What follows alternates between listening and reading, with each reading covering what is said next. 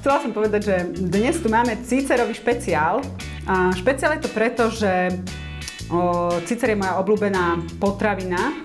Asi aj preto, že nie je mäso, tak cícer je pre mňa obrovským zdrojom bielkovín.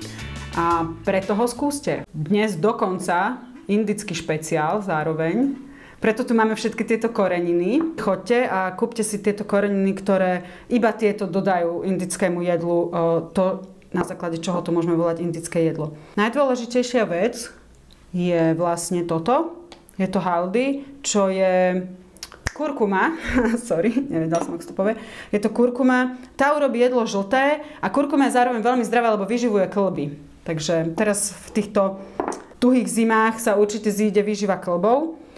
Garam masala. Garam masala je tiež zmes korenia, ktorá tvorí základ všetkých jedál a obsahuje všeličo. Muškatový orech, kardamon, fenikel, bobkový list, koriander. A je to namiešané rovno, takže nemusíte to nikde drviť. Tiež je dôležitý tento prášok z koriandra. Nakoniec sa dáva aj také čerstvé koriandrové lístky, ale tie sa nám nepodarilo zohnať, takže koriandrový prášok nám pomôže. Toto je zázračná vec, je to rímsky kmín, džíra, ktorá sa používa vždy, keď sa varí nejaká strukovina.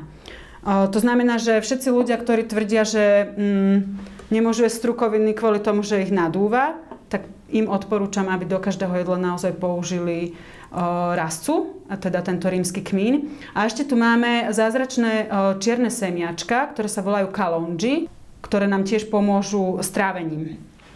Okrem týchto zázračných konzerv cíceru, kde už je ten cícer predvarený a tým pádom ušetríme 5 hodín života namáčaním a varením cíceru, čo sme skúšali a teda sme ako správne gazdinky prešli na rýchlejšiu verziu. A všetky tieto konzervy cíceru dnes použijeme, možno aj viac.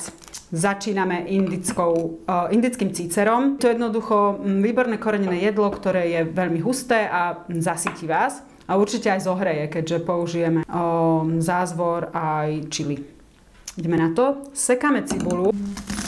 Akože ja cibulu krájam na také akože rôzne kusy, lebo v Indii, to som už minule hovorila, ale vystrihli to inak, v Indii nemajú krájacie doštičky. Takže oni krájajú cibulu takto, že ju držia v ruke a krájajú ju tak. Už môžem stať olej. Takže aby bol pokrytý ten spodok toho, v čom to varíme. Na začiatku, ako som hovorila, dávame tieto zázračné plodiny, teda rímska rastca a bobkový list. Indický spôsob praženia cibule, ktorý má tvoriť vlastne základ, je iný ako u nás. U nás sa vždy praží cibula dosklovitá. Naopak v Indii sa cibula praží, respektíve dusí, až kým nie je takmer hnedá.